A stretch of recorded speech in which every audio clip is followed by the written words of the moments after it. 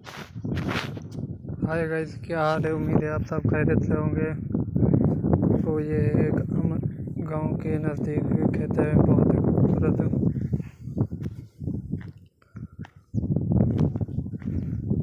ही खूबसूरत खेत हैं, देखें। और अगर आप मेरे चैनल पर नए हैं तो प्लीज़ मेरे चैनल को सब्सक्राइब और मेरी वीडियो को लाइक ज़रूर करें।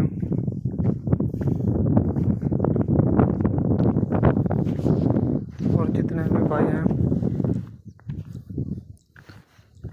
मेरी वीडियो को सब्सक्राइब करें ताकि मुझ गरीब को भी हेल्प हो सके। और मुझे काम की ज़रूरत है।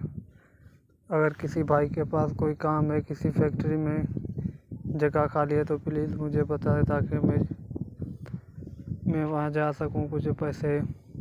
कुछ पैसों की ज़रूरत है मुझे, और कुछ खाने की चीज़।